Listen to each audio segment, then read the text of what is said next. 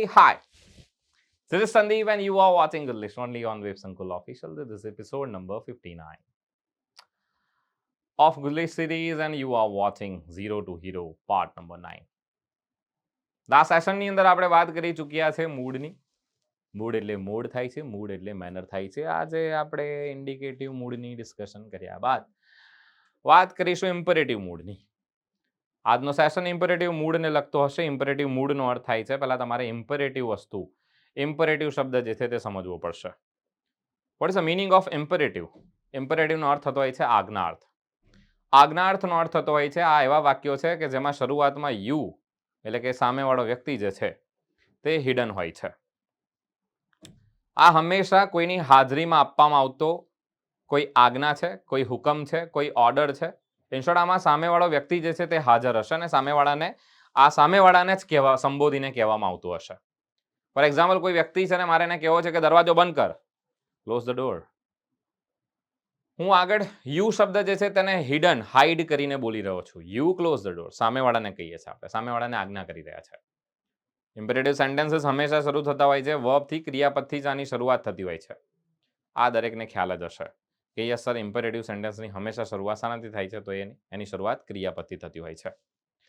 સો ક્રિયાપદથી શરૂ થતા આ સરસ મજાના જે વાક્યો છે તે વાક્યો કયું મૂડ રજૂ કરતા હોય છે, સ્પીકરનો કયો મૂડ રજૂ કરતા હોય છે, એ બાબતનું ડિસ્કશન આજના સેશનમાં આપણે જોવાના છે. વધારે સમય ન લેતા આપણે સીધા સેશનની શરૂઆત કરી દઈએ છીએ, પરંતુ એ પહેલા હું એક નાનકડી જાહેરાત કરી દઉં છું. Yes, this is an advertisement about લક્ષ્ય GPSC batch. This is an offline batch of GPSC અને યસ આવનારી જે પરીક્ષા છે, આવનારું જે કેલેન્ડર છે એને ધ્યાનમાં રાખીને 8 થી 10 મહિનાના ડ્યુરેશન સાથે આ વધી પણ શકે છે ડ્યુરેશન. જેની સ્ટાર્ટિંગ ડેટ છે એટલે કે બેચ શરૂ થવા જઈ રહી છે 7મી જૂનથી. ટાઈમિંગ છે સાંજે 5 થી 8 વાગ્યાનો. યસ 3 કલાકના સેશન રહેશે. First floor Ashwamegh complex, Sargasan cross road, G0 circle, Gandhinagar. And yes તમારે આના પર રજીસ્ટ્રેશન વગેરે કરાવવું છે. You can contact on these numbers. તમારા ગ્રુપમાંથી, તમારા મિત્ર વર્તુળમાંથી, તમારા ફેમિલીમાંથી કોઈ પણ પ્રિપેરેશન કરી રહ્યું છે, સ્પર્ધા પરીક્ષાની તૈયારી કરી રહ્યું છે, ક્લાસ 1-2ની પ્રિપેરેશન કરી રહ્યું છે, you can enrol in this particular batch if you are interested. And yes, demo session જે છે દરેક માટે ફ્રી રહેશે. કોઈ પણ વ્યક્તિ આવીને ડેમો સેશન જે છે તે ભરી શકશે. આગળ વધીશું.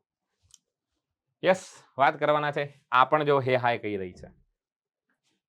હે હાય, મારા હાથમાં બી પેન છે. ચલો, સો ઇમ્પરેટિવ મૂડ આજ્ઞાર્થ વાક્ય જે છે, આજ્ઞાર્થ વાક્ય ના કહી શકાશે, આજ્ઞાર્થ કૃદંતાને કહેતા હોઈએ છીએ આપણે. ઇમ્પરેટિવ મૂડ જે છે તે આજ્ઞાર્થ વાક્યો રજૂ કરતો હોય છે, એટલે અહીંયા આજ્ઞાર્થ વાક્યો લખેલા છે. શાના માટે ઉપયોગમાં લેવાય છે પહેલા એ સમજી લઈએ. શાના માટે ઉપયોગમાં લેવાશે? લેટ્સ સી, ફટાફટ જોઈ લઈએ શાના માટે ઉપયોગમાં લેવાય છે. It is used to express.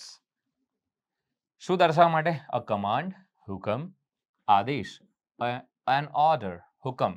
આને આદેશ અને હુકમ કહી શકાશે. An exhortation. So what is the meaning of this? આગ્રહ કરવો કોઈને, આગ્રહ. Loan please, loan take this please. બરાબર, આપણે કોઈને ઘરે આવ્યા આગ્રહ નહીં કરતા તે. એન એન્ટ્રીટી, એન ઇન્ટ્રીટી, અને ઇન્ટ્રીટી બોલવામાં આવશે. એન્ટ્રીટી કરતા ઇન્ટ્રીટી બોલવું વધારે બેટર રહેશે. એન ઇન્ટ્રીટી એટલે શું? તો સર પ્રાર્થના કરવી, or you can say prayer કરવી. એટલે અહીંયા ઓર લખેલો છે, અથવા આને પ્રેયર એટલે કે પ્રાર્થના પણ કહેવાય છે. પ્રાર્થના કરવી, આદેશ કરવો, હુકમ કરવો, વિનંતી કરવી વગેરે વગેરે જેવા વાક્યો જે છે તે દર્શાવવા માટે આનો ઉપયોગ થતો હોય છે. કે આ એવા ક્રિયાપદો છે કે જે શું દર્શાવશે? હુકમ દર્શાવતા હશે, આગ્રહ દર્શાવતા હશે, આજીજી દર્શાવતા હશે, પ્રાર્થના દર્શાવતા હશે. ફટાફટ વધારે સમય ન લેતા સીધા સેશનની આગળ શરૂઆત કરીએ છીએ. કેવા પ્રકારના વાક્યો હોઈ શકે છે મેડમ જે છે તે આપણને સમજાવશે. હાજી બોલો. કમ હોમ, ઘરે આવો કે છે. ચલો એના પછી ગો ધેર, ત્યાં જાઓ. તો સર અહીંયા કમ હિયર આ શું છે? સર આ આદેશ કહી શકાશે, ઓર્ડર કહી શકાશે. ગો ધેર, ત્યાં જાઓ, આ પણ આદેશ કહી શકાશે. સર આ ઇમ્પરેટિવ સેન્ટેન્સીસ છે. આની અંદર જે તમે વર્બ જોઈ રહ્યા છો, વર્બ કમ, ગો, ઓપન, ક્લોઝ, બી, ટેક, ટ્રાય, આ હંમેશા સામેવાળાને સંબોધીને કહેવામાં આવતું હોય છે. એટલે આને ઇમ્પરેટિવ સેન્ટેન્સ કહીએ છીએ. આ બધામાં યુ જે છે ને શરૂઆતમાં આ ઇનવિઝિબલ છે એવું સમજી લો. હા, આ you go there, you open the door, you close the door, you be alert વગેરે વગેરે આપેલું છે. સો યુ જે છે તે આમાં ઇનવિઝિબલ હોય છે. કમ હોમ, ઘરે આવો. ગો ધેર, ત્યાં જાઓ. ઓપન ધ બુક, પુસ્તક ખોલો. ક્લોઝ ધ ડોર, દરવાજો બંધ કરો. બી અલર્ટ, સતર્ક રહો. બી અલર્ટ, બી અવેર. અવેર પણ કહેવાય છે ઘણી વખત. બી aware, take care of yourself. તમારું પોતાનું ધ્યાન રાખો. ટેક કેર આખો શબ્દ કહેવાશે, આખો ફ્રેઝ છે. ટેક કેર, પોતાનું ધ્યાન રાખશો. ટ્રાય ટુ ડુ બેટર, સારું કરવાનો પ્રયત્ન કરો. તો આ શું છે સર? સર આ એક પ્રકારનું આપણે કોઈને જે છે કંઈક સજેશન આપી રહ્યા છે, સલાહ આપી રહ્યા છે, કોઈને હુકમ આપી રહ્યા છે, આદેશ આપી રહ્યા છે, કોઈને વિનંતી કરી રહ્યા છે, આજીજી કરી રહ્યા છે, આગ્રહ કરી રહ્યા છે.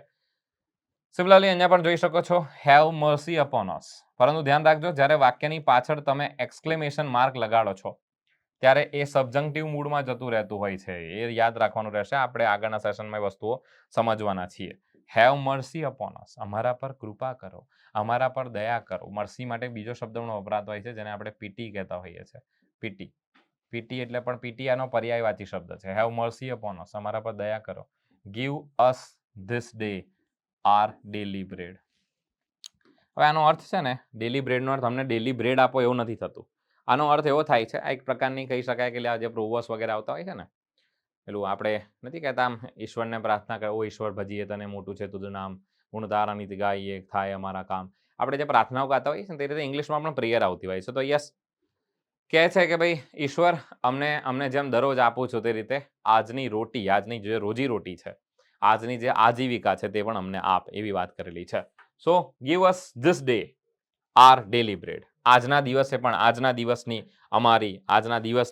દિવસે અમને અમારી જે ડેલી આજીવિકા છે, રોજીરોટી છે તે આપ. તો યસ, આ તમામે તમામ વાક્યો તમે જોઈ રહ્યા છો તે પ્રમાણે આ તમામે તમામ વાક્યો આજ્ઞા દર્શાવે છે. એટલે આને આપણે ઇમ્પરેટિવ મૂડ કહેતા હોઈએ છીએ. મેં તમને સમજાવી ચૂક્યો છું મૂડ જે છે તે શું દર્શાવે છે. મૂડ બોલનારનો. તો સર આમાં કોઈ રોકેટ સાયન્સ છે? સર આમાંથી પ્રશ્ન વગેરે કેવી રીતે આવી શકે પરીક્ષામાં? જો ભાઈ આવી રીતે તમને છે ને વાક્ય રચના આપી દે અને તમને કે આઈડેન્ટિફાય ધ મૂડ. આ જે છે આ શબ્દો જે છે ક્રિયાપદો, આ ક્રિયાપદો શું દર્શાવે છે? સર આ સ્પીકરનું મૂડ દર્શાવે છે કે શું કરી રહ્યો છે. કમ હોમ આપણે કોઈને કહીએ કમ હોમ, ઘરે આવો, તો આ શું છે? સર આ રિક્વેસ્ટ હોઈ શકે. આપણે કોઈને રિક્વેસ્ટ કરી શકીએ યા કોઈને હુકમ કરી શકીએ, ભાઈ ઘરે આવો, ગો ધેર, ત્યાં જા. કોઈને આ સર ઓર્ડર દર્શાવે છે. ઓપન ધ બુક, બુક ખોલો. તો આ હંમેશા સામેવાળાને આપવામાં આવશે, બરાબર? હંમેશા સામેવાળાને ઇન ધ સેન્સ સર આ હંમેશા બીજા પુરુષને આપવામાં આવશે. આ બોલનાર વ્યક્તિ બોલી રહ્યો છે, સામેવાળાને કહી રહ્યો છે. એટલે મેં તમને કીધું કે આ બધામાં યુ જે છે તે હિડન હોય છે. અને આ બધા જે છે શું દર્શાવે છે? તો સર આ બધા ઇમ્પરેટિવ સેન્ટેન્સીસ દર્શાવે છે. તો સર આ તો ઇમ્પરેટિવ સેન્ટેન્સીસ થયા ને? ના, આપણે મૂડ ભણી રહ્યા છે એટલે મૂડની દ્રષ્ટિથી તેને જોઈશું. સામાન્ય રીતે તો એવું પણ તમે જોઈ ગયા હતા લાસ્ટ સેશનની અંદર કે ઇન્ડિકેટિવ મૂડ જે છે, ઘણા વિદ્યાર્થીઓએ કીધું પણ હતું મને કે સર આ ઇન્ડિકેટિવ મૂડ જે છે તો વિધાન વાક્યો દર્શાવી રહ્યું છે ને. યસ, મેં ક્યાં ના પાડું છું, પર આપણે મૂડવાળો ટોપિક ભણીએ ને તો એને અલગ પર્સ્પેક્ટિવથી ભણવો પડતો હોય છે. અંગ્રેજીમાં તકલીફ શું છે કે એક જ વાક્ય રચના આવશે, પરંતુ એ જ વાક્ય રચના ઘણા બધા ટોપિકમાં તમને કામ લાગી શકે. ઘણા બધા ટોપિકમાં એનો ઉપયોગ કરી શકો છો. એક જ વાક્ય રચનાનો ઉપયોગ આપણે ઘણા બધા ટોપિકમાં ભણાવવા માટે કરી શકતા હોઈએ છીએ. તો યસ, આ બધા આજ્ઞાર્થ વાક્યો જ છે. પરંતુ આ જે સ્પીકર છે એનો મૂડ દર્શાવે છે, એનો મેનર દર્શાવે છે, એની રીત દર્શાવે છે કે આ કઈ રીતે બોલવા માંગે છે. સર આદેશની રીતે બોલે છે, હુકમની રીતે બોલે છે. યસ, હેવ મર્સી અપોન અસ, અમારા પર દયા કરો. સર આ પણ શું કઈ રીતે બોલે છે? હુકમ, સોરી, પ્રાર્થના, એક રીતે પ્રાર્થના કરી રહ્યો છે. હા, ઇન્ટ્રીટ કરે છે, ઇન્ટ્રીટ કરી રહ્યો છે. ચલો, સો આ સાથે આપણે મજાનો આ કન્સેપ્ટ જે છે અહીંયા પૂરો કર્યો છે. એસી સારથી પ્લાનર કોર્સ જે છે એની માહિતી મેળવી લઈએ. સારથી પ્લાનર કોર્સ જે ખાસ કરીને ડિઝાઇન કરેલો છે આવનારી જે નવી બદલાયેલી પદ્ધતિ છે તે પ્રમાણે સીસીની જે પરીક્ષા છે તેને ધ્યાનમાં રાખીને કોર્સ ડિઝાઇન કરેલો છે. પ્રિલિમ પ્લસ મેન્સ બંનેની જે પ્રિપેરેશન છે એનો સમાવેશ આની અંદર કરી દેવામાં આવશે. તમને આ કોર્સ બંને માટે ઉપલબ્ધ છે. તમે બંને વેલિડિટી ઓપ્શન સાથે સાથે મટીરિયલના પણ બંને ઓપ્શન તમારી પાસે છે. જો તમારી પાસે ઓલરેડી મટીરિયલ છે, you can go for without material course. And yes, જો તમારી પાસે મટીરિયલ નથી તો તમે વિથ મટીરિયલ કોર્સ સાથે પણ આને ખરીદી શકો છો. બંને ઓપ્શન્સ તમને આપેલા છે, 6 મંથ્સ વેલિડિટી અને 12 મંથ્સ વેલિડિટી, એટલે કે 6 મહિના અને આખા વર્ષની વેલિડિટી આપેલી છે. મજાની વાત એ છે કે 30/5/2023 એટલે કે 30મી મે 2023 પહેલા આ જે કોર્સને લોકો જે વ્યક્તિ એનરોલ કરે છે તો ખરીદનારને 2 મહિના જે છે એનો ફ્રી લાભ મળવા પાત્ર રહેશે. ઓફરનો લાભ મેળવવા માટે આજે તમે વેબસંકુલ એપ્લિકેશન ડાઉનલોડ કરો અને તમને કોઈ ક્વેશ્ચન, ક્વેરી, સમસ્યા, તકલીફ વગેરે છે તો આપેલા જે સ્ક્રીન પર આપેલા જે નંબર છે એના પર તમારે કોન્ટેક્ટ કરવાનો રહેશે. આ સાથે મને એટલે કે સંદીપને રજા આપશો. અને યસ, જતા જતા એક બીજી માહિતી તમને આપી દઉં છું. આપણે મૂડ ભણી રહ્યા છે. મૂડ હજી આપણો હજી મૂડ બાકી છે જેને આપણે સબજંક્ટિવ મૂડ કહીએ છીએ. ઘણી વખત આપણા વિડીયોઝ જે છે ઘણા લાંબા થતા હોય છે, તો ઘણી વખત વિડીયો જે છે તે ટૂંકો થઈ જતો હોય છે, કારણ કે ટોપિક આપણે પર્ટિક્યુલર એક જ ટોપિકની એક જ વિડીયોમાં એક જ ટોપિક ડિસ્કસ કરતા હોઈએ છીએ. કેમ કે હું શક્ય હોય ત્યાં સુધી ટોપિકને લિમિટેડ તમે થોડુંક ભણો પણ સારું ભણો, એ રીતે એ હેતુસર આપણે આ વિડીયોઝ જે છે બનાવતા હોઈએ છીએ. તો યસ, ઘણા વિડીયોઝ આપણા 25-25, 20-20 મિનિટ સુધીના પણ થઈ જતા હોય છે. તો તમે આ વિડીયોને આ રીતે સરસ મજાની રીતે જોવો છો, તમે માણો છો, તમે કંઈક જાણો છો નવું, કમેન્ટ કરો છો, આ બધી જ વસ્તુ મને પ્રોત્સાહન આપે છે. તમારે કયો ટોપિક ભણવો છે મૂડ બાદ, એ તમે કમેન્ટ સેક્શનમાં ખાસ કરીને જણાવશો. એના ઉપર આપણે ખાસ કરીને વિડીયો જે છે તે બનાવવાની કોશિશ કરીશું. હું તમને સારામાં સારું પીરસવાની કોશિશ કરતો હોઉં છું. મારી આ કોશિશ જે છે તે સફળ નીવડે તેવી જ માં સરસ્વતીને પ્રાર્થના. આ સાથે તમે પોતપોતાનું ધ્યાન રાખશો, પોતપોતાના મમ્મી પપ્પાનું ધ્યાન રાખશો. તબિયત સાચવજો. Take care. જય હિન્દ. જય ભારત.